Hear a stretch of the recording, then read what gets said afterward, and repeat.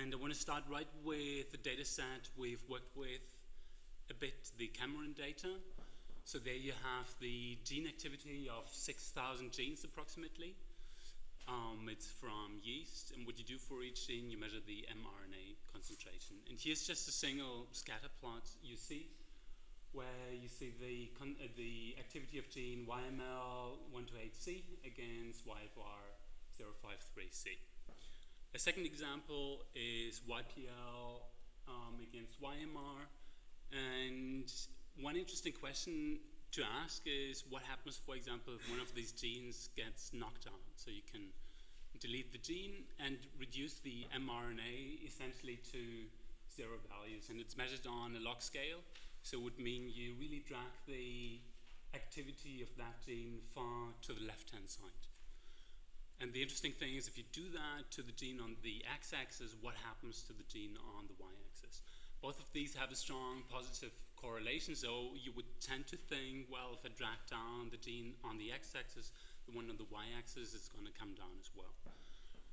But to answer that, really you need a causal framework, because if you're just in a purely predictive sense, you cannot actually answer that question because you're working with a different distribution if you actively start to change and intervene on that distribution. And the nice thing about the data set is actually there are some experiments done. So if we made a prediction for the example I showed first, then actually you can find an intervention where exactly YML got knocked out. It's marked here with an arrow.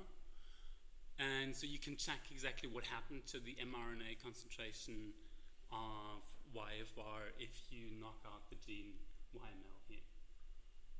And in this case, you would say, well, you've changed the activity of YML to really low values, but the activity of YFR hasn't changed at all. So it's still somewhere in the middle. So you would say that intervention, it didn't have a strong effect on the activity of YFR.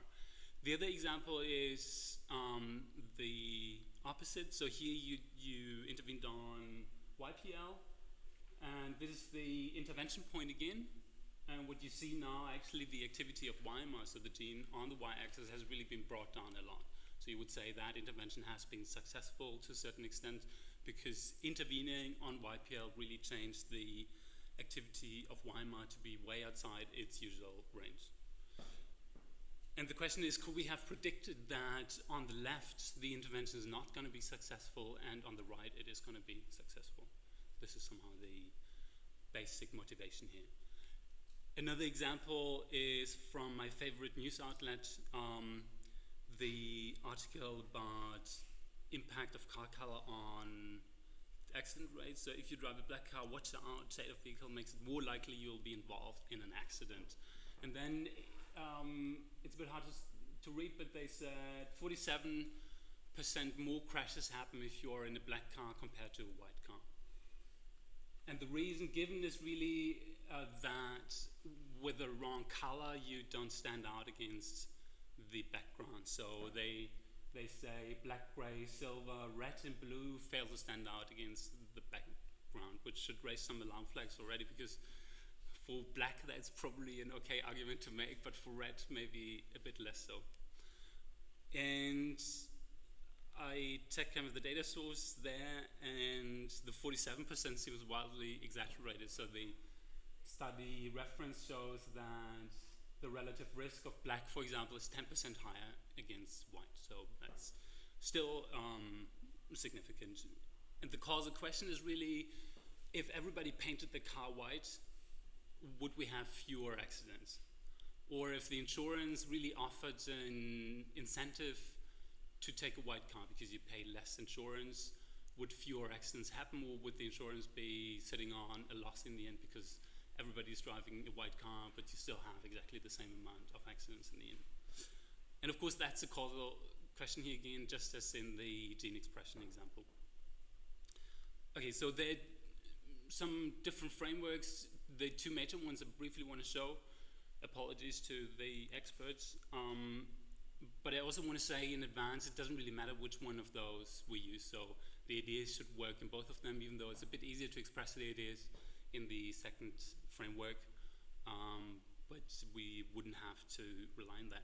The first one is a potential outcome model. So here it makes most sense if you think about it. You have one binary action you can take. So you can either not do anything or you take an action. So you leave the gene activities as they are, or you knock down the gene. Or you leave the cars as they are, or you paint your cars white. Or you don't take a medicine, or you take a medicine. And under both of these, you presume you have an outcome, and one is the outcome you would get if you take the action, so you paint your car white, knock down the gene, take an aspirin. The other one is the control, which is what you get if you don't do anything. And then it's really a missing value problem in a sense, because the fundamental difficulty is, of course, out of these two, you can only observe one. You can never observe both, because you can only do one of these two. And so if you try to infer something about the joint distribution of these two, it wouldn't work, because you can never observe them at the same time.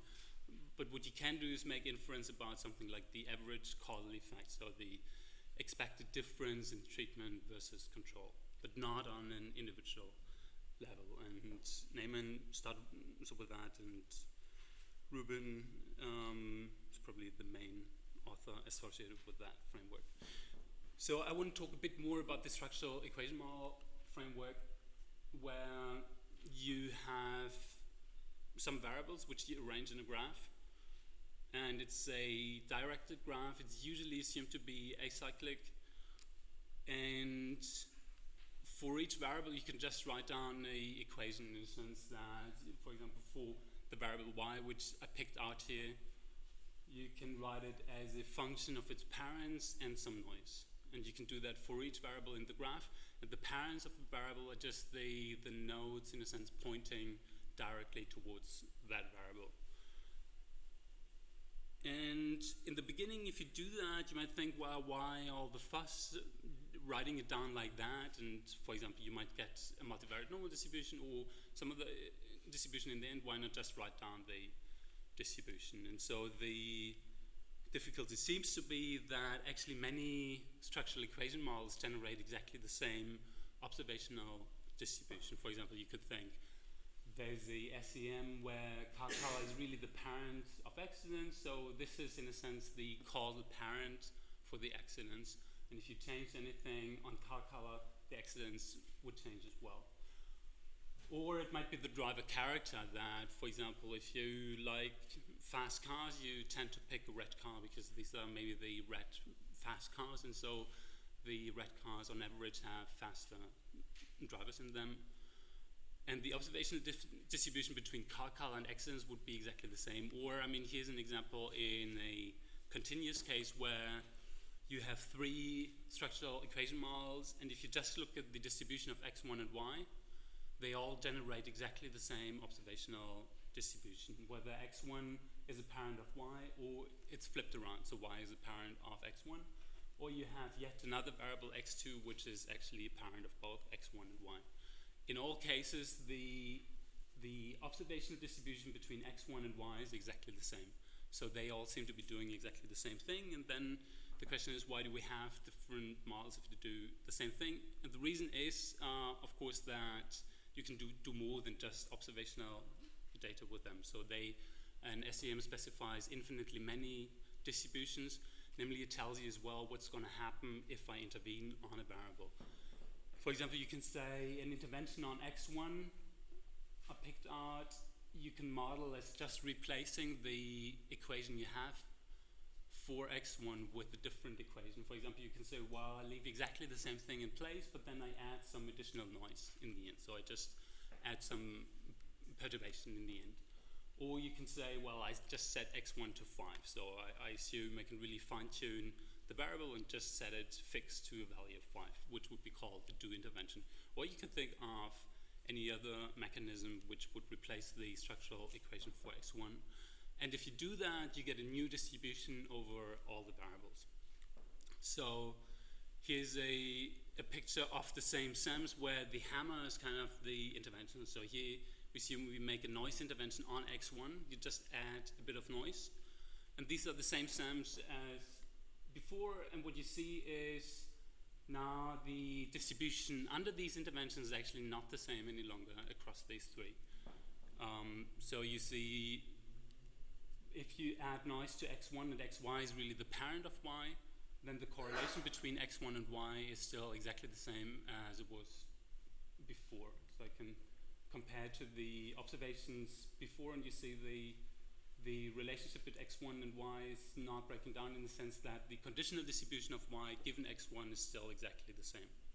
Whereas if y is really the parent of x1 and I add noise to x1, I'm just going to wash out x1, and the correlation between x1 and y is going to break down. So you see there's a shift here and there.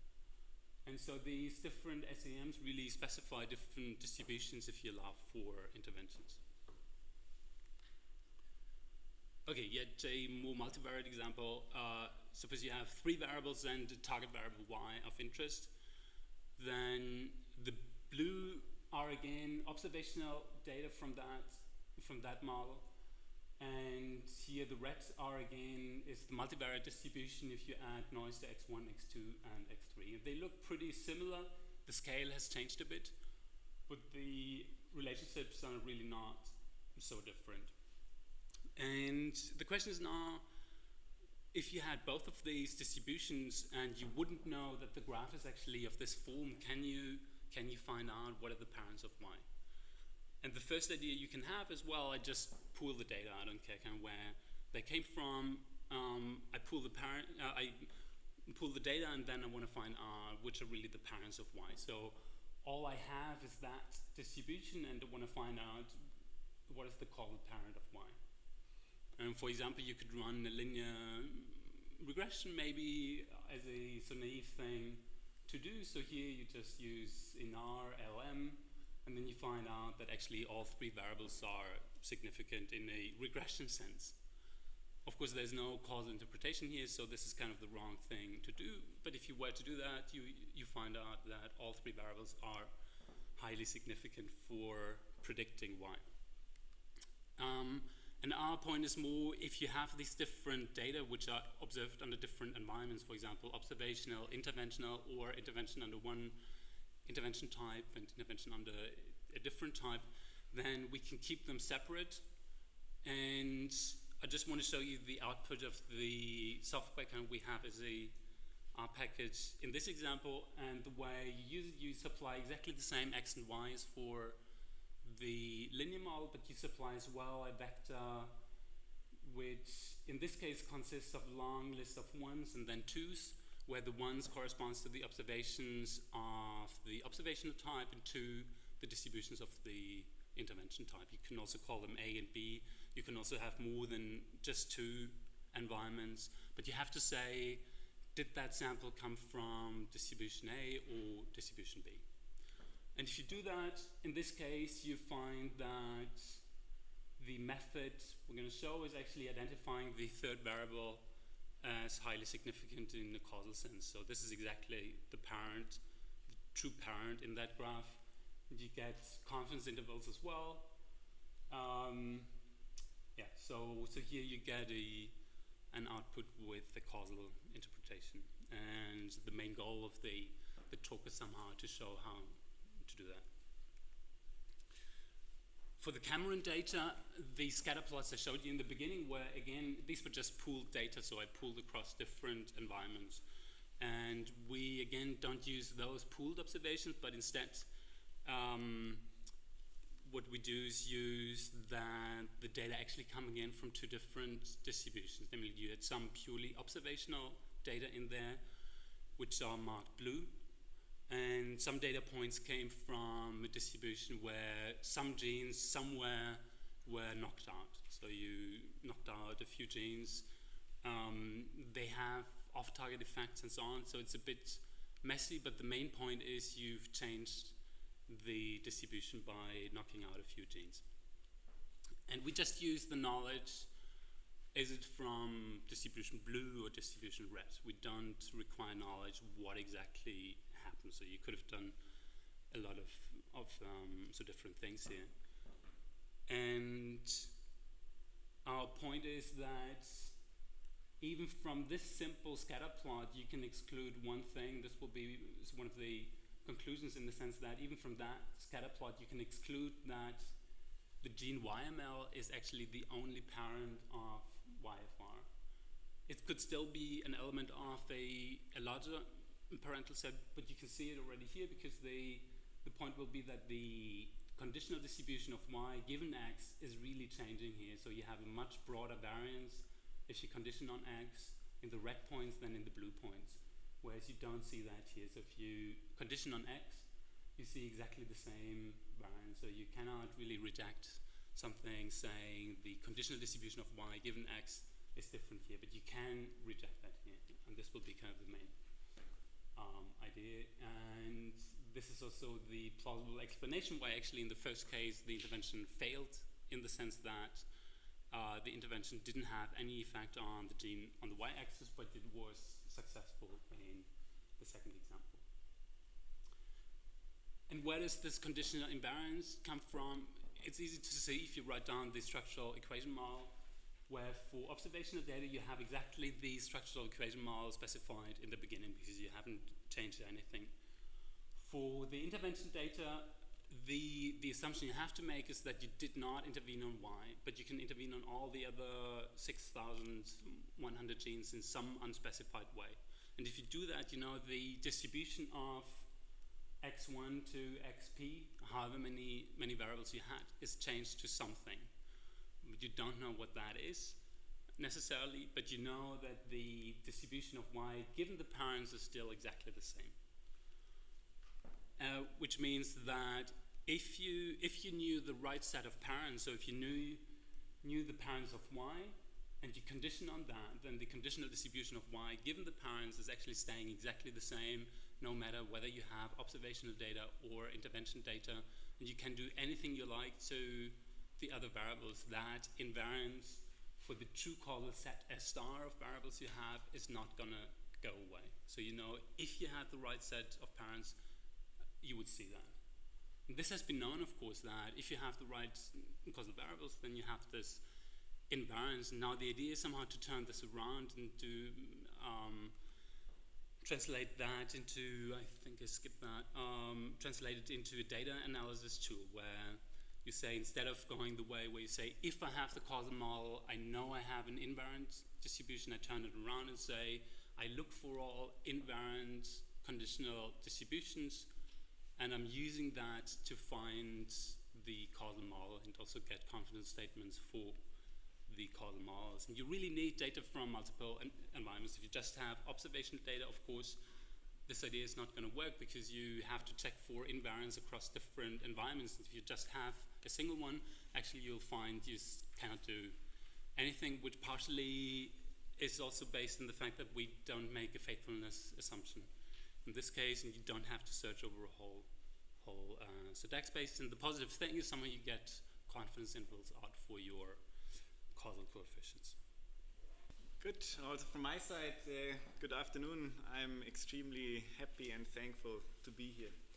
So in the first part, we have heard a lot about the goal of the method, and hopefully gained a bit of an intuition. And in the second part, we would like to provide a few more details about what the algorithm is actually doing and what theory it's based on.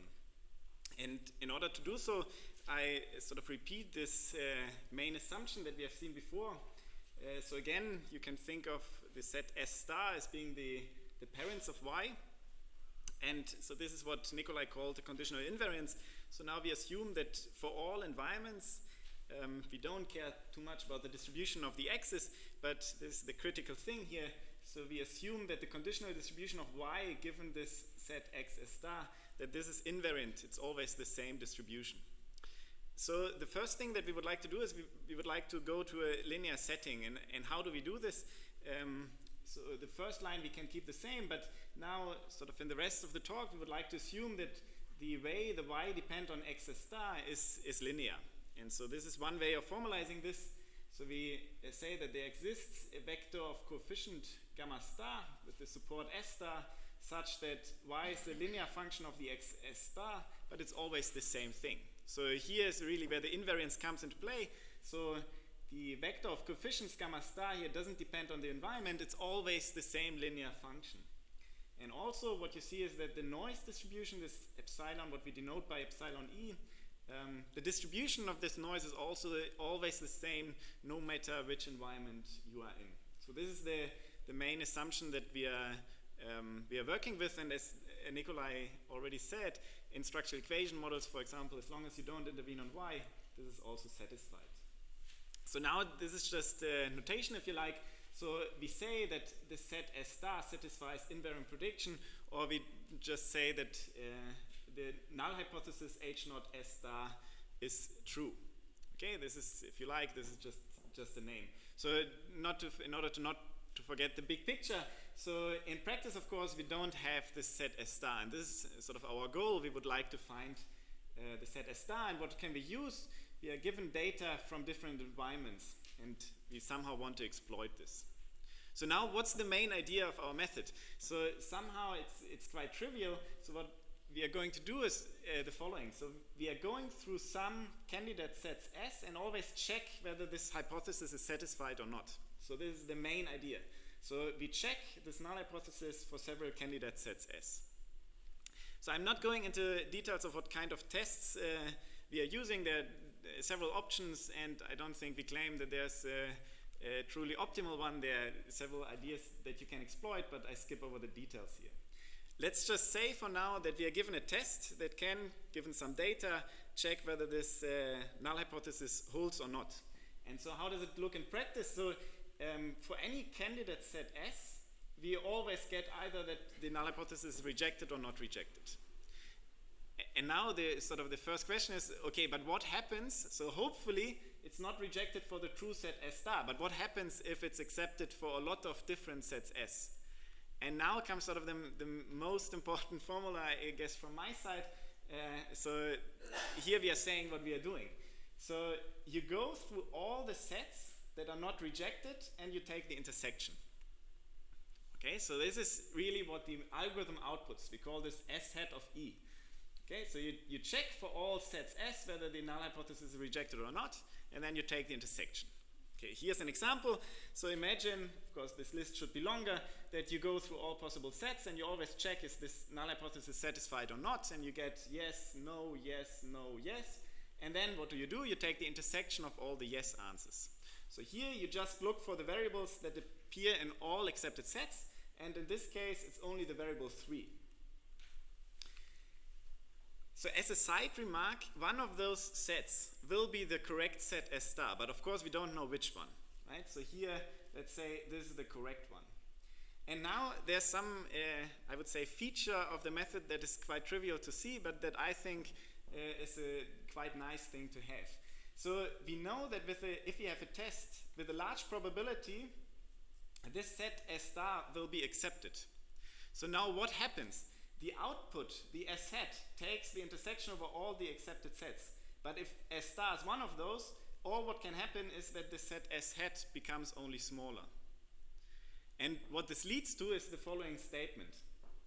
So with a large probability, the estimate, our S hat, will be a subset of the true set S star. And this is, in a way, it's trivial math, but this is a very nice thing to have. Why? Because in some situations, our method will output nothing, an empty set, and we will see some of these examples later. But whenever the method outputs something, according to this statement, we can be quite confident that these are correct answers. So this is the, if you like, a coverage statement that you get almost in a trivial way. So why did I write everything here on the right-hand side? So the point is that this is sort of the data version. So this is what you do when you have finite data, and this is also what happens in the algorithm. So now what you can also do is you can ask what is the corresponding sort of site if you are given infinite data, so if you have complete knowledge about the distribution. And this is now depicted on the left-hand side. It's basically the same thing.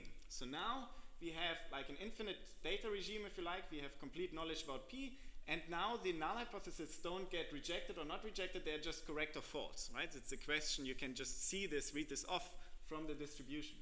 You can do the same thing, you can check, like take the intersection of all the sets that satisfy this null hypothesis, and this is what we call S of E. And what kind of object is this? So maybe an intuition why we think this is an interesting object to look at. The main goal was to find this set S star, right? But in some situation, and this may now depend on the environments, this set S star is sort of hopeless to get. So you can even show that it's impossible to find the S star. So now what happens is that this we sometimes also call identifiable causal variables. So this is something that you can, given like perfect knowledge of the P, of the distribution, this is what you can try to identify. And in this sense, this is where the notation comes from. So this is a finite sample estimate of this S of E. And we also have a corresponding statement here. So we know this is a fact. The S of E is always a subset of S star. We don't need the probability anymore. Okay, so why all the fuss about the sort of infinite data world? We now would like to investigate what happens, sort of this depends on the environments, but can we make statements about when there's an equality here, for example? And this is, at least for us, it was easier to study this on the left-hand side than on the right-hand side because we don't have to care about the finite data issues. Okay, so this is the theorem, sort of this is what we have seen before. So the first point is, what we try to say is we are not making any mistakes. Okay, so this is again the infinite data world. So here, the identifiable causal variables are always a subset of S star, and this holds with a large probability also for the finite sample regime. So the next statement is about seeing more environment helps. So this is maybe a bit funny because we always try to, or often try to find data that is very clean and has produced in the same way, but for causal inference, sort of it's slightly different. So whenever you see more environments, this set of identifiable causal predictors grows. It increases in size. And maybe this is intuitive because if you have only very few environments, what we get the identifiability from a stability idea, right? And if you have only very few environments, sort of everything looks very stable. But if you get more and more environments, this condition of being stable becomes harder to satisfy. Okay, so and the last point, this is, I'm not going into details here, so this is maybe a bit more involved, but you can also ask now for sufficient conditions such that you identify the full set of causal parents. And these conditions, we just say they exist, and you can think of like that this is a condition on the kind of environments and also on the number. So maybe as a take-home message, so the identifiability improves if you have more and also stronger interventions, and also, as you can imagine, maybe at better places. So some interventions may be very informative for the causal structures, and some may be less informative.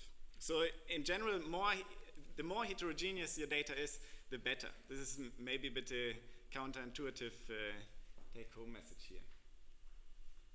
Okay, so how does this look in practice? So this is a picture that's very similar to one that you have seen before. So we have our target variable y, and we have 4 possible predictors, x1, x2, x3, and x4. And now I just chose a different representation. I don't draw hammers anymore, but I now have this node, this environment variable e. And you can think of this meaning that in the second environment there's a hammer on x2. So in the first environment this may be an observational setting, and in the second environment we intervene on x2. And now what happens? So here y is a function of x2 and x4, right? So this is the set that we would like to identify, and now we are running our ICP methods. And so here we listed the accepted sets. So these are all sets of variables that satisfy the invariant prediction. And then what does the method do? It just takes the intersection of those sets, right? And in this example, you see that the variables 2 and 4 are exactly the variables that appear in all those sets. So this is what the method outputs. And if you forget about the p-value for a second, so just think of the method as being run at a fixed alpha. These are exactly the variables that are output, x2 and x4. So most of the things that I said rest on this assumption of this invariant prediction assumption that I said earlier. And now I would like to spend 2 or 3 minutes of discussing what happens if this assumption is violated. So the first violation you see here, so there the linearity is violated, so now y is a nonlinear function of x2. And we can do the same thing, but now it's clearly a model misspecification, so we don't have any guarantees anymore. So what happens? Now, if you run ICP, the output is the empty set, and it gives a comment that all models are rejected. And in a way, this is bad news, but not super bad news. Why not? So first of all, why intuitively do we get this result? So somehow you can think of that we are trying to screen off the effect from the environment on our target Y. And we are trying to do this in a linear way. But now this relationship is non-linear due to this non-linearity here. So we are not able to do this anymore. And this is why we don't find this invariant prediction for any set. So this is why all the models get rejected. And the good news is that we don't lose coverage here. This is usually the case. So if you have a model misspecification in terms of non-linearity, this leads to a loss of power, but not of coverage. Okay, so a very similar story if you intervene on the target variable. Basically, same idea. So again, this usually leads to a loss of power and not coverage. Maybe one last model misspecification. This is slightly a bit more involved. So what happens if we also have hidden variables? And this is the last example I would like to show here. So what does it mean? So again, y is a function of x2 and x4, but this time we assume that x4 is not observed. So this is a hidden variable. So again, our theory sort of makes the assumption of no existence of hidden variables, but we can still try to analyze what happens here. So we are running our ICP method, but without x4 because this is hidden. And what you see is, in this particular example, so you find a few accepted sets. So these are the four sets, and you take the intersection, and what comes out is just the variable number 1. So you might think, well, this is not what we were hoping for, right? So the causal parents are x2 and x4, and x1 is not a causal parent. So in a way, it seems to be a mistake. And indeed, there's a mistake, but I would say that not all hope is lost, because what happens is that x1 is not a causal parent of y, but it's an ancestor. So it comes in a causal order, it comes before y. And this is sort of the statement here. So the coverage still holds if we consider ancestors instead of parents. And this doesn't only happen in this example, but this is, holds more generally. So there's a theorem about this. So I think I don't have to go into the details here. But the point is, so from our point of view, you can always make assumptions about this sort of the causal structure, but it's super important if you want to make this work on real data to analyze what happens if these assumptions are violated. Okay, that's from my side. Now, so I'd like to illustrate a bit what can this invariant causal prediction, how can this be used for analyzing gene perturbation experiments. And think about, we have measurements of expressions, of gene expressions in yeast for the whole genome. This comprises a bit more than 6,000 genes. And to put that in a framework which Nicolai and Jonas pointed out, we do it as follows. We have a response variable of interest, here y, this is the expression of the first gene, and then all other covariates, the x's, which Nicolai and Jonas pointed out, would be the expressions from all other genes. And then we would like to infer the causal effects of these x's on this y. And then we go to the multivariate version. We could look at what is, if we have the y, the expression of the second gene, the covariates x are the expressions of all other genes, and we would again ask the question, can we infer the causal effects of these x on this y, and so on and so forth. And so, at the end, what we would like to do is to predict the effects of unseen new single gene manipulations, single gene deletions on all other genes, or in other words, we want to predict what would happen if I do a single gene manipulation, a single gene intervention. So we have collaborators on that kind of problem. This is the lab of Frank Holstege, and Patrick Cameron is one of the main scientists there. This is data from very modern technology, and it's actually very clean data for that sort of application. And to give you a bit more details about the data, what we have is 160 observational sample points from wild-type yeast. So this is unmanipulated yeast, just the one which grows wild-type. And then we have 1,479 interventional samples. So here, one gene has been manipulated, and all others remain the same. One gene has been deleted, and we don't see repeated measurements of these intervention experiments. So we just delete one gene once and we measure. And the goal again is to predict the effects of new unseen gene deletions, the ones which have not been made. That's the goal of what we want to achieve. So this is a very ambitious and difficult problem. It's an important problem in computational biology, and let's see what the method is doing.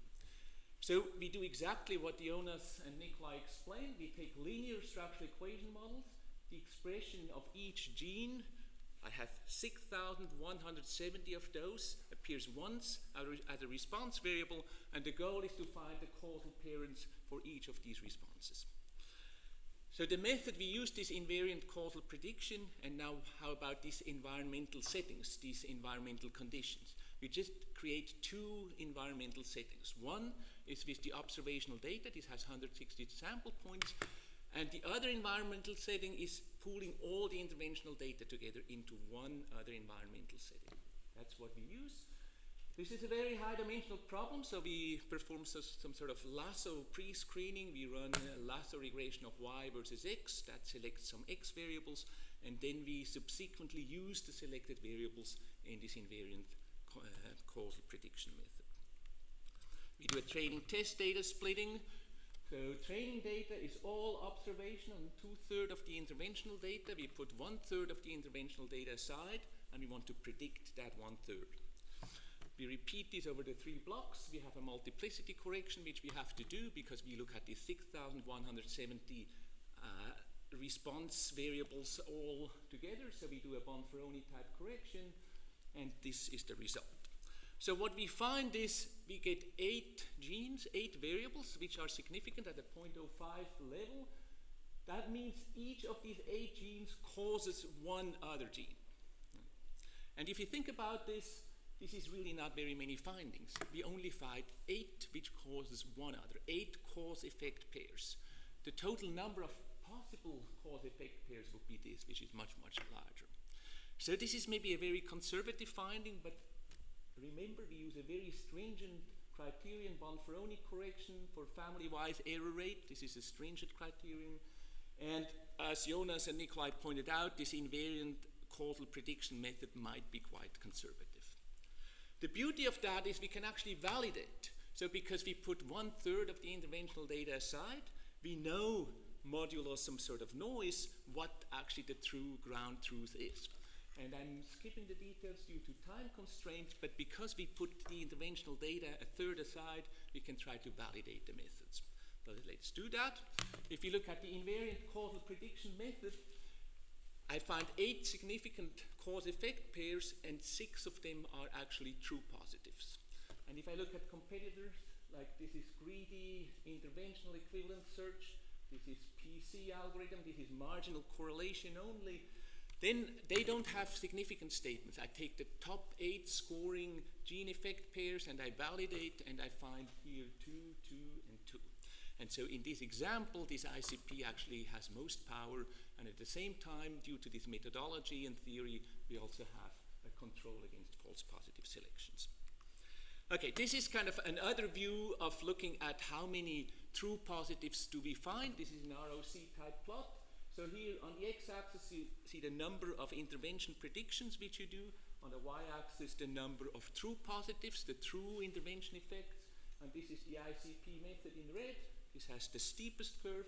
This is a version of ICP which takes hidden variables into account. And these are the more classical techniques which are based on observational data only, like greedy equivalent search, like PC algorithm.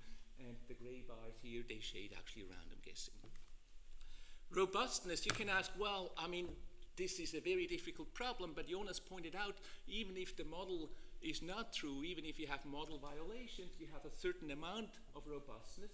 If the model would exhibit nonlinearities, we expect a loss of power. Maybe we're very conservative, but we still have control against false positives. If you have hidden variables, this is what Jonas also pointed out, like this graph here, I would actually maybe find this variable x1, which is not a causal variable.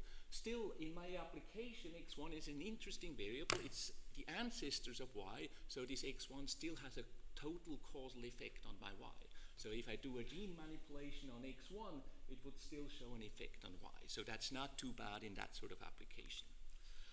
Outlook and conclusions. So open issues, we of course could also look at nonlinear structural equation models. And then we would have to do nonlinear estimation. That makes the statistical part a bit more difficult. The conceptual part remains the same.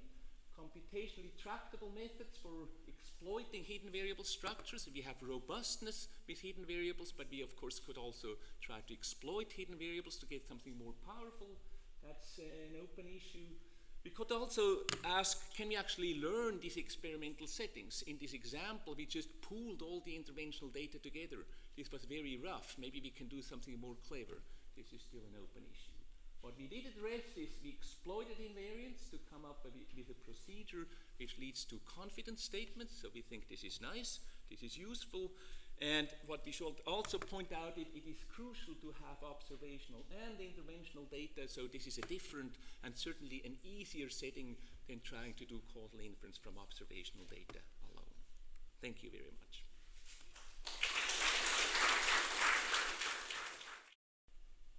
Hi. Right. That wasn't quite what I expected, having read the paper 3 times. The authors have produced a stimulating paper, which will be of interest not only to statisticians, but people from other communities, such as artificial intelligence. Although I have been introduced as a lecturer in statistics, I consider myself a mathematician, and my particular area is artificial intelligence. So, one of the things I was particularly interested in was that the authors note that if they can identify all the causal predictors. I used their terminology from the paper. I noticed that they call them parents, which is what I would have done in their talk, of a response variable. Then the distribution of this variable conditioned on these predictors will be invariant under manipulation of other variables in the system, which of course could be thought of as a direct consequence of the directed local Markov property. They then look for such invariance across different environments in order to just identify these predictors. You all know all this because I've just told you. Come on. Nope.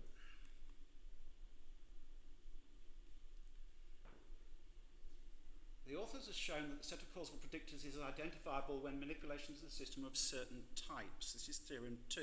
And they mention 3 types. Rudimentary do interventions from Pearl and various sorts of noise interventions. But in the paper, they also make the assumption that the exact nature of the interventions is unknown. And if this is the case, how probable is it that the interventions are of the types discussed in theorem 2? I think it's not likely at all, myself. I shouldn't have said that, really, should I? An urgent task, therefore, to demonstrate that the set of predictors is identifiable from a much wider class of interventions, because this is a brilliant idea, and if it can be used for a much wider class of interventions than they have considered, it will be extremely useful. So I'm suggesting some things. One of the things they say they've got one of the sufficient conditions is that you can manipulate collections of variables to specific values where there is at least one single do intervention on each non-response variable. Can we extend that to when that's not true? Things that I call stochastic manipulations, which assign a new probability distribution of the outcomes of manipulated variables, and what I call functional manipulations, where you do something which is a function of other variables. And you can obviously combine the last 2 there. So I'm going to actually consider an example, which hopefully most of you will know, which is the sprinkler example from Pearl. I've got a DAG there, and I apologise, I seem to not be able to count. I've got x1, x2, x3, x4, and x4. I didn't notice that until it was far too late. So what we've got is season of the year, a sprinkler. This is of course an American example, so people actually water their lawns, whether it's raining or not, whether the pavement is wet. Of course Pearl calls this a sidewalk, and whether the pavement is slippery. So we've got some SEM, structural equation models, and I'm using the methodology from the author's section 6.1 because I'm not interested in it being linear. So x1 is a function of noise, x2 is a function of x1 and some noise, etc. And then Pearl's first intervention is put the sprinkler on, which essentially removes the edge between x1 and x3, hence x3 is no longer a function of x1. But I'm going to consider manipulation. If it is summer, put the sprinkler on. If it is not summer and it is raining, put the sprinkler off. So instead of removing an edge from x1 to x3, we're actually adding an edge x2 to x3 because the sprinkler being on or off depends on both the season and whether it is raining. I've then stated that it's a deterministic relationship, but afterwards I decided it probably wasn't, because what happens if it is not summer and it is not raining? We don't know. So in fact, this might not be a deterministic relationship at all, but it's certainly not the kind of a standard sort of intervention of the sort that have been considered in the theorem 2. So it's not immediately apparent whether these scenarios actually even satisfy the assumptions stated in the paper, and even if they do, whether or not these set of causal predictors will be identifiable. As I've just been given a 2-minute warning, I will skip over that. I'm going to skip over that sort of stuff, except the last little bit. Draw attention to the collection of books and papers and causality which argue that causes are more naturally thought of as events rather than as variables. I note a paper by Phil in 2000 is in that list. So going straight on. As befits a discussion paper, this article provides plenty of opportunity for debate, argument and further research. It is therefore with great pleasure that I propose a vote of thanks to the authors. And I'm just going to put some references up as well. Thank you very much. It's a great honor and great pleasure to be here and discuss this excellent paper. I'm told that as a seconder I should criticize the paper. I can only do this by being quite pedantic and pointing out some subtleties here and there and how I would phrase this differently, because I actually like the paper very much. It's a simple idea, this idea of invariant prediction, and it's been known in various guises in the causal inference literature for a while, but the main idea in the paper, as I think Nicolai had the nice graph, is to turn it upside down, to say when we do have data from various different settings, then we identify the key determinants, or if you want to call them causes, by searching for this invariance, by trying to make this true. And I think it's probably in the context of big data and having lots of different data sources that this now becomes a viable idea, because we can have data from in different settings. Also interesting is this claim that you don't need to know anything about the experimental settings as long as you know that they are experimental settings. So what might be issues here? So I'd like to talk a bit about the target of inference. There are lots of examples where we would say that X is a cause of Y, but they do not exhibit invariant prediction. So it's not just that. The assumption 1, which is the basic assumption, invariant prediction, in that assumption S star actually depends on the set of the actual experimental settings. So it's not only not unique, it depends on what you the data that you have. And I find that the target of inference should be defined without reference to the data that you happen to have. And in fact, in the presentation, it sounded much more like you were talking about the parents of Y in a structural equation model, which is something different than what the assumption 1 said here. Also, in the title of the paper and in this assumption, where there's talk about prediction, but I can't really see much prediction in the paper. And there is also, in general, structural equation models. The paper is very much based on structural equation models.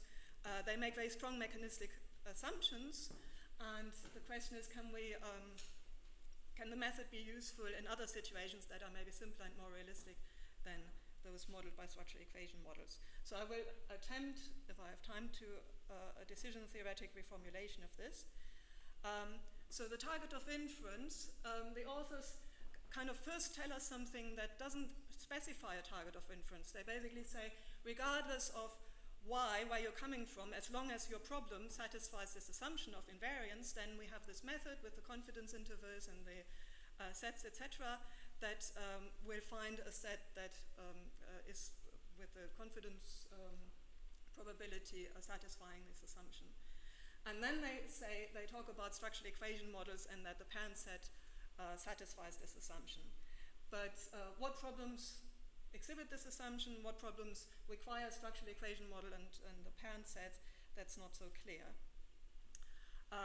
This is just to remind you, causes, we can find that X is a cause of Y without invariance. For example, we can find that a causal effect is different in different populations, and that's because covariate distributions will be different.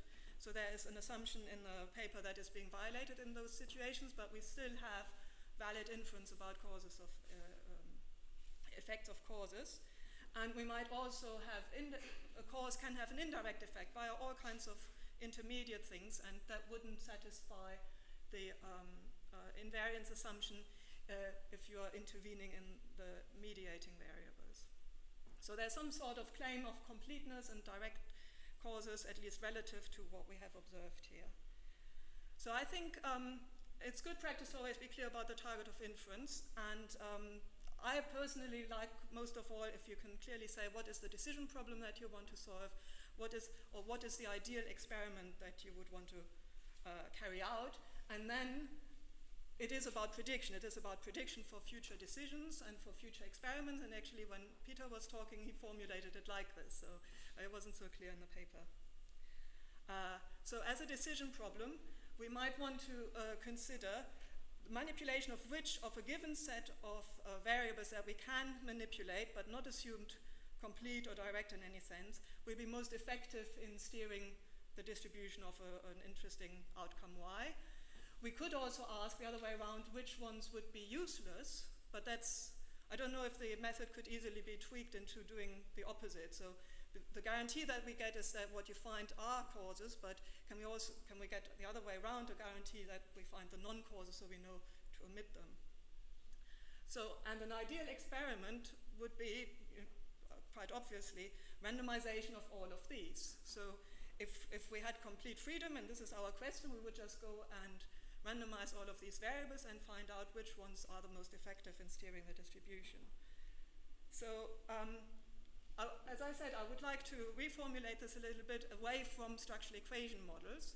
So I'm going to use the decision theoretic framework, which goes back to Philip David, but actually has also been used in a very early paper of Judah Pearl, and he just dropped it.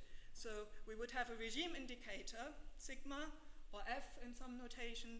It can distinguish between observational and experimental regimes or different experimental regimes. And what we would want is to basically use the actual experimental settings to make inference about the ideal experimental settings. So our target would be some aspect of the, in an ideal experimental setting of the distribution that we see. We might have our response variable, the covariates that we can intervene on, and other either hidden or observed but non-manipulable variables like this. We would then need an assumption which is similar to invariance, extended stability with respect to this whole set, so that characterizes the experiments that we have. And then we can ask when is the actual data that we have, or what actual data and what structure on the hidden variables allow partial identification here. And we can use influence diagrams, which are not causal DAGs, not from structural equation models, to try and answer this. So the invariance, this is in fact almost exactly what was in one of the slides earlier on, is the equality between conditional distributions under one setting and the other one. And we can write it as a conditional independence. And even though this is not a random variable, so it's almost exactly the same. So we can check these conditional independencies on graphs. We can look, for example, in this graph, and we see that x3, x4, x5 satisfy the invariance property and are minimal here. So they happen to be the parents of y in this setting. This is a setting with a hidden variable where x3 and x4 satisfy this, and h can actually be ignored. So this is roughly mentioned in proposition 4 of the authors. And then we have this, and my point here is there's a hidden variable. We have that x2, x4, x5 satisfy the stability, and I think the authors would say this is a violation of the assumptions, but I would say not if that's not the question that you want, if what you want is not the parents in a structural equation model, but something that relates to a concrete set of variables that you can manipulate, then this is not wrong. It's just something else that you get. And this is another situation where we could also, I think, extend the assumptions that the authors make. And just let me conclude because I'm coming to the end. Thank you very much. This was a very stimulating paper, and I myself have almost convinced myself that we can relax some of the assumptions and then we can address very sensible decision problems with this. And so I look forward to working more on this. Thank you very much. Sorry to the authors for not being able to stay. We received for discussion, for written discussion. I'm not going to read it extensively. It might be a bit boring if I do. I will focus on one topic that is recurrent among this discussion. So let me explain. We start with Peng Ding and Avi Feller from the University of California, Berkeley. They say they have 3 comments. The 2 first comments are about related literature, so you might want, if you're interested, please have a look at this discussion and the reply from the authors. But the third point that they make, we found the example of educational attainment interesting, but it's not clear or useful the proposed method is in this setting. We expect that all the 13 variables in the example are causally predictive of college graduation. In other words, we imagine the corresponding DAG to be very dense. This setting is common in the social sciences, where a truly null relationship between 2 variables are relatively rare. So that's the common topic I found in this discussion. I must say, I forgot to say, I'm really not an expert on this, so that's my quite naive understanding of the reports I'm reading. Next report is from Tyler van der Wiel from Harvard University. And quite similarly, he said something interesting. I would like to challenge the causal discovery community to find a non-trivial application within the social sciences in which we actually learn something new. Okay, so that's quite aggressive, but that's an interesting statement. And if I go on, even if we accept the applicability of a methodology, the discovery that test scores have a positive causal influence of the probability of obtaining a college degree is hardly surprising, etc., etc. So I guess it's more or less the same topic of that person is not sure that it's still useful in social sciences, but he says that in the genetic example it's useful. The third report is from Federico Crudu, Freddy Lopez, and Emilio Porcu. They are all from Chile. Universidad Católica de Valparaíso and Universidad Federico Santa Maria. And so I think they're trying to make the same point. I'm not completely sure because they use this terminology from economist econometrician with instrumental variable, but I will quote this. One notorious problem for this type of estimation is the strength of the instrument, which is a weak instrument tends to lead to awkward inferential results. The authors claim that their method is robust to the presence of a weak instrument, but we do not understand how this can happen. I think that's under the statement. I think they think this is a big problem. If I understand correctly what they said before. For instance, they say, what if the instrument is irrelevant? Or what if Z is actually endogenous, etc., etc. Last report we received from Wenliang Pan and Kan Hong Wen from Sun Yat-sen University. So they congratulate the authors and they make 2 points. One about, they ask whether this result could still be established in high-dimensional and ultra-high-dimensional setups. And they ask several questions in this respect. So And the second question they have seems to be related to the predictors. They have some numerical study which seems to indicate that the method might not work so well when the correlation between the predictors that are causal or not becomes quite strong. So anyway, thank you. Thank you very much. I'd like to thank the authors for making invariance a central and upfront concept that you need in causal inference. And I say that because I consider that the really fundamental problem of causal inference is that you cannot define what an intervention is, at least not in non-causal terms. We are a bit sometimes like that Supreme Court justice that once had to define what obscenity was, and the best you could do was saying, I know it and I see it. So sometimes you like our interventions in our system to be self-evident, but that's not always the case. And what I'd like to discuss here is how the ideas introduced by Peters and his co-authors will help to disentangle some issues of measurement. Because the notion of invariances are useful not only to understand causality better, but also sometimes understand what measurement and measurement error are.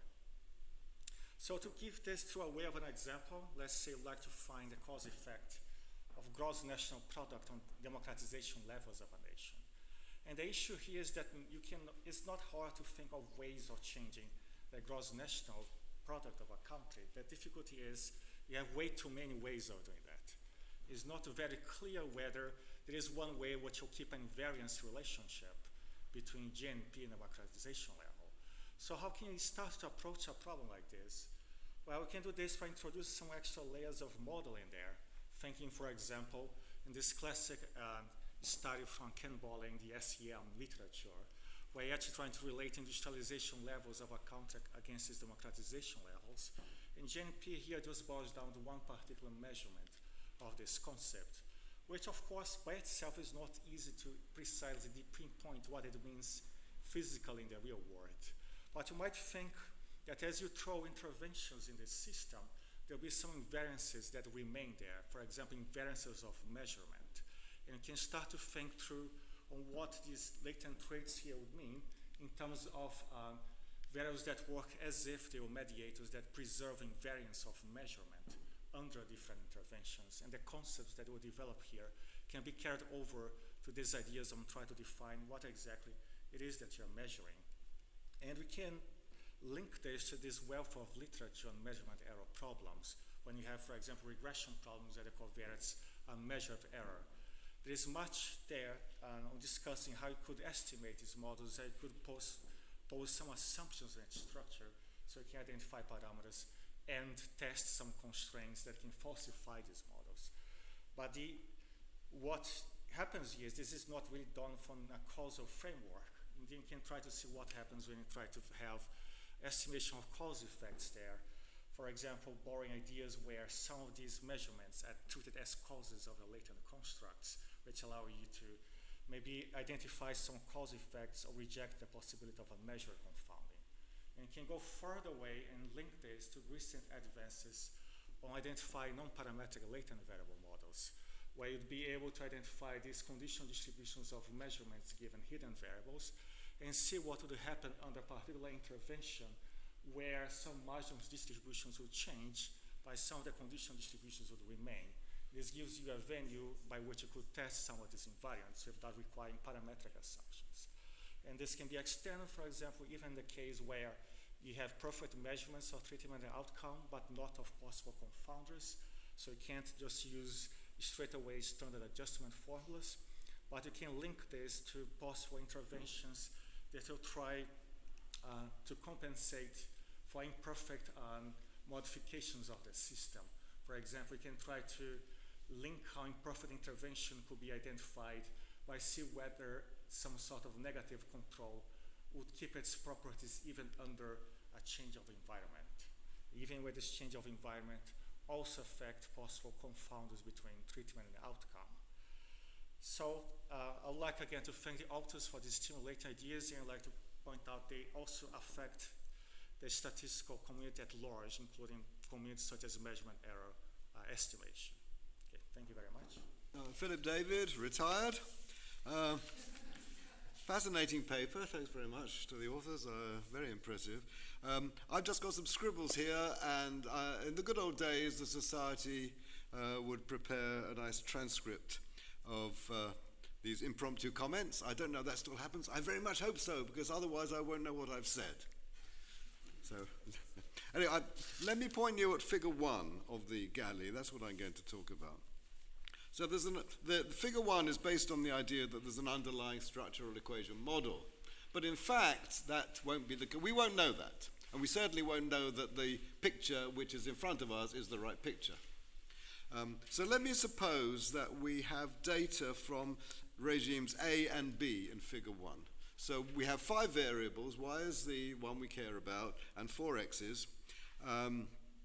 And that's all we know, really. But we have got 2 regimes, one purely observational, which is in figure A, and another one where we've intervened on x2 and x3, that's figure B.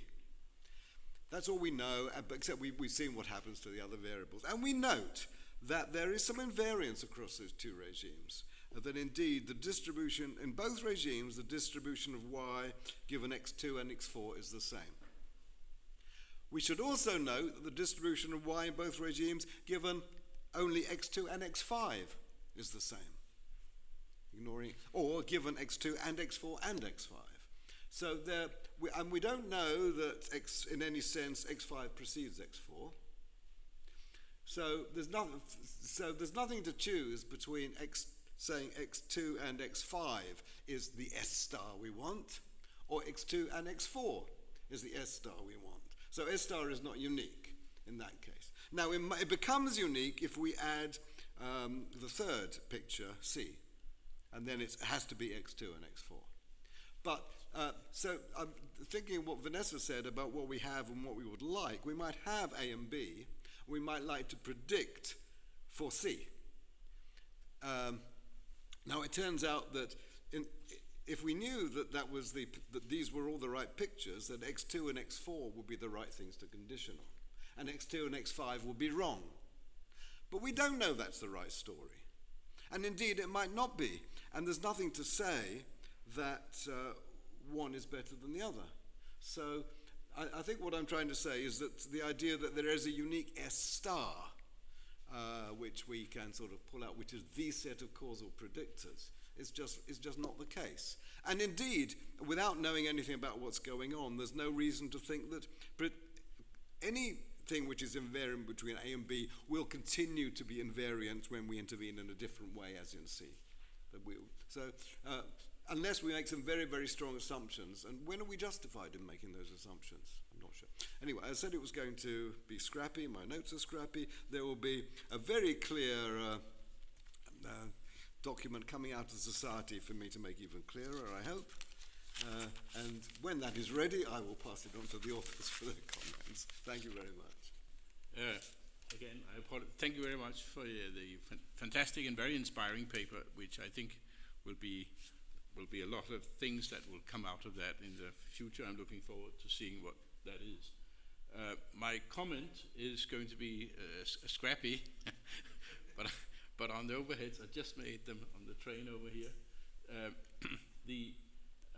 And I would just talk about limits on environment. So essentially what I'm saying is very close to Vanessa's comments, saying that there is actually it could be practical once you are starting to thinking in this way, to have a systematic formalism for what an environment is.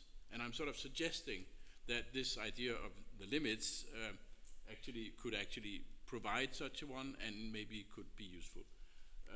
And I think it was slightly incorrect when Vanessa talked about inference diagrams, because they're not standard inference diagrams, they're limited memory inference diagrams, which essentially includes the hammers in the picture, also what we see. In the standard classical one, you have chance nodes, you have decision nodes, and then you have utilities. We don't care about them, because that's not our problem at the moment. But and then you have policies and strategies, so you actually have ways in which these hammers can be hammered.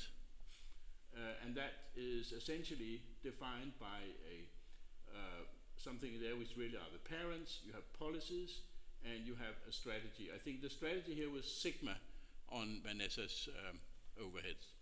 And the point is that, so what you really do is you put in these are the hammers. They're not as pretty as the hammers that we saw before, but they have the same role. And this is, now we start hammering things.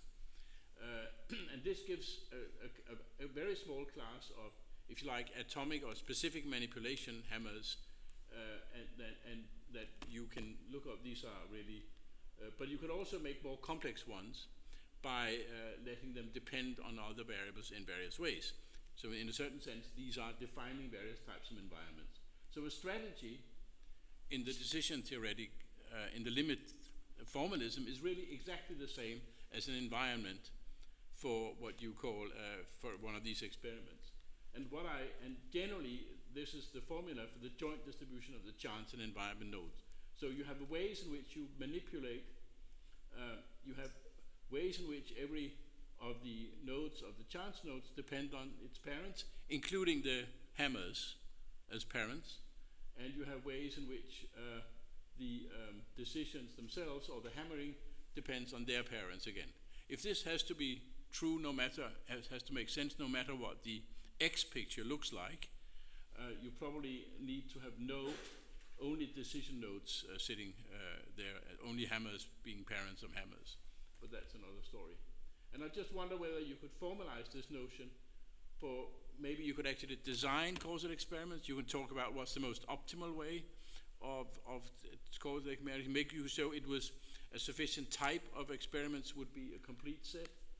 And if you actually now happen to observe these environment variables, would it always, I think I understand in your case that you would divide the material into bits, and I presume you would always want to condition on this. And it could also be partially unknown, which would then correspond to hidden variables. But I suggest that you take this environment concept, idea that you have, and make a very formal description of what it is, and then think about optimizing experiments and such things. Done. Yeah, so it's a very interesting paper. I've just been writing my essay about it. So my kind of question is, could you apply invariant prediction to functional data? What would that look like? So I'm just going to sort of give an example of how this could actually work. Would anything actually be different? I think my take-home message is going to be, no, it's not very different. So I'm taking an example from Lindqvist. Suppose we measure brain activity in two different regions, maybe left brain and right brain. So these are some pieces of functional data. That's data which depends continuously on time. And then we've got some kind of SEM which predicts a subject's response. So your subject's lying there, and then you ask them, I don't know, how much pain were you feeling? And then they report that back to you on a continuous scale. Okay, so we need some environments for this whole thing to work out. So I'm introducing some indicator variable. This could be the actual stimulation you put onto your subject, right? Their fingers in a jar, it's either hot water or warm water, I don't know. That's going to give us two environments. And now the question is, of x1 and x2, which is a causal functional variable? So obviously in my diagram it's x2. So just quickly, what model is actually implicit here? So I'm assuming a linear model, but now everything becomes an integral, right? So you've got, this is just sort of implicit from my structural equation model. And we've got this epsilon, which perhaps is Gaussian or something like that. But now, if we just define a clever inner product, we get back to something which is sort of just a normal model, a normal linear model. And here's sort of the important point. It's actually going to hold in those two different environments. So the assumptions that we see in the paper can sort of continue to work, even though the things we're looking at now are functions. And the other sort of critical point is that these noise variables, their distribution would be the same under the two different environments. So nothing really has changed here, except we've got angular brackets, and everything else is normal. And now just to talk practically, suppose we wanted to actually do invariant prediction. If we look at maybe a concrete proposal like method 2, which was outlined, we've got scalar residuals, so actually we can just apply exactly the same kind of algorithm, which might look something like this. So what would be different in a functional case? Well, at line 2, that's going to be now fitting a functional model. So we might have to expand our data on a Fourier basis, but everything's kind of the same. And then in line 3, we've just got some scalars that we need to test, and the approximation we're making is kind of just the same as the approximation that's made in the original approximate test. Just that gamma hat is close to gamma, and then you kind of just take the intersection. So roughly speaking, everything remains the same. And just in the last couple of minutes, what would happen if the response was also a function? So I sort of cleverly made the response scalar, so then we just had scalar residuals and everything looked the same. So if it was a function, what we'd have to do is test the equality of distributions of two functions. So actually that's something which we do know about. Again, we perhaps could use a basis expansion method. So we sort of extract the first k components. So under our null hypothesis, they would actually all have the same distribution. Then we could test those, and then we would sort of have a test. If we use some correction, we'd have a test at the right level. Obviously, if we left out an important component, it might not be a very powerful test, but in theory, I think we could just do kind of the same thing here, but then where our residuals are whole functions. Okay, well that's all I have to say. There's a reference for the link for this paper. You probably know that reference already. Yeah. Okay. Thank you very much. Okay. First of all, thanks a lot. A lot of interesting comments. So I made some notes. Definitely, I don't know about you, so I can't answer all of the questions. A lot of interesting food for thoughts. So maybe just 2 points from my side now. So the first one regarding the first speaker, thanks a lot. So there was the question about what kind of interventions do we assume? And so there, just let me try to stress again. So the framework really doesn't specify what kind of interventions we are working with. So we are saying we are given the data from different environments. The only time when we have to specify what kind of interventions we are talking about is when we are looking for the sufficient conditions for identifiability. So whenever we want to say, so we had this set S of E, and whenever we were investigating, okay, when does this equal the set S star, then we somewhat have to specify what they are the environments. So we didn't know any better way of just writing down the type of interventions that we knew about and then proved identifiability as a mathematical result. So you mentioned the sort of a different type of intervention like adding an edge, and I think this is a good comment. I would be surprised if you didn't get a very similar result. So I think this is an interesting intervention that one can also look at. I think we don't in the paper, but I think I'm confident that it should be possible. So maybe a second comment. So now this was raised both, I think, by Phil David and also by you, Vanessa. So the target of inference. I think this is a very good point, a very valid point. So mathematically, how do we deal with this? So in the assumption 1, we really say the assumption says there exists a set S star such that invariant prediction holds. And now you're totally right, this is not unique. And then you pointed out, Philip, at the figure 1, and the question is now, what is the sort of the correct target? So you said correctly, the S star would be possible if you just look at A and B, either choosing 2 or 2 and 4 or 2, 4 and 5, for example, would be possible. So now maybe 2 comments on this, and maybe this is a bit of a provocation, I don't know. So the first one is, if you consider the set S of E, then it's unique in this case, right? So the set S of E is always the variable 2. So now it's the intersection of all the possibilities, right? So now the question is this an interesting target or not? Because it depends on the environments. And then, so maybe as a food of thought from my side, I wouldn't say that this is necessarily bad, because whenever we are talking about causal effects, often we speak about them in relation to a set of variables, right? So smoking is causing lung cancer if you don't measure a variable in between, like, I don't know, the tar and the lung. But if you have something in between, then, for example, the concept of a direct cause might change.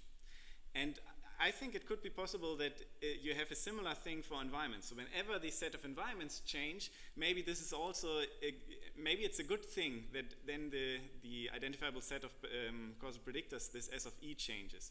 Because whenever you have, for example, a variable in between that you cannot intervene on anyhow, so then why do we want this as being a true cause at all? So, but this is, I mean, something we don't discuss in the paper, but I would be interested in looking at in a bit more detail.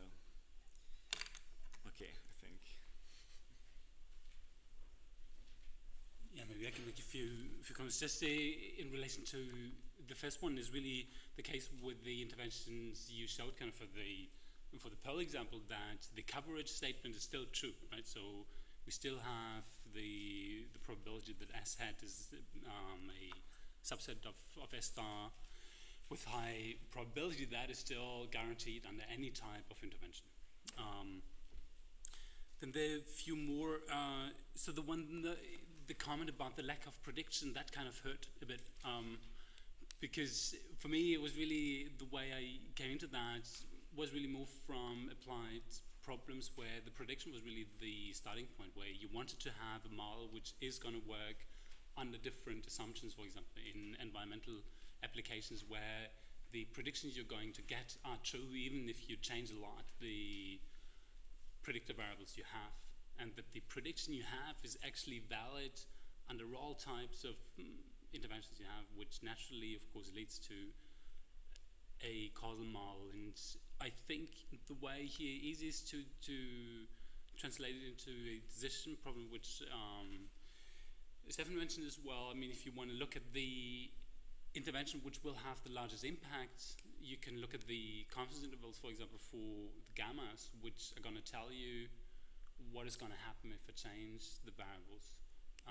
And from these you can derive lower and upper bounds on the change you can expect on average if you really make an intervention. And based on that, of course, you can derive where is a good target where I can make an intervention, because I'm guaranteed, in this case, if I have a confidence interval bounded away from zero, I have a guarantee the change is going to be at least that much.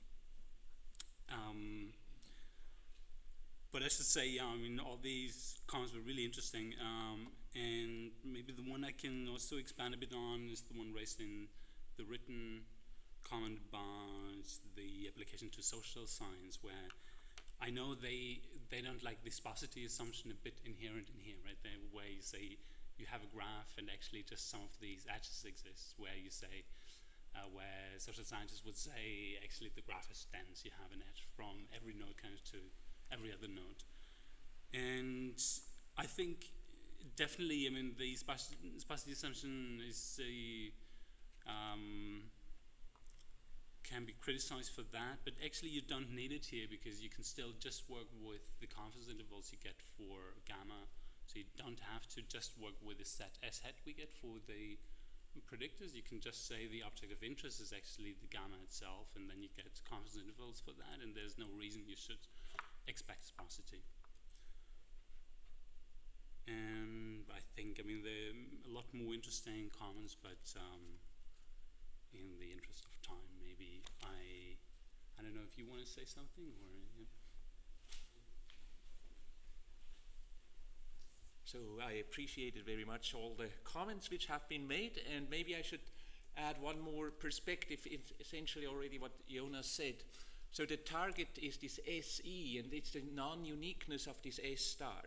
And so our construction was to just build the intersection of all these possible S stars, and I'm not sure whether this is actually some sort of an optimal construction, but what this approach somehow emphasizes a lot, this is a story to guard against false positive selections. So this is somehow a driving factor of this whole thing. And so if you build this intersection, this might be very conservative, but at least it is a guard against false positives. And somehow driven by the applications which we showed a bit in these gene perturbation experiments, that's maybe a good thing to do to guard against false positives. What you could also see is actually the outcome is rather limited and poor. We don't find very much, but actually what we find seems kind of interesting at least. I find also the limits comment very interesting. Or we need to look a bit more into that, but I think this is a very inspiring concept. And in general, I enjoyed very much being here, listening to your thoughts, and thank you very much.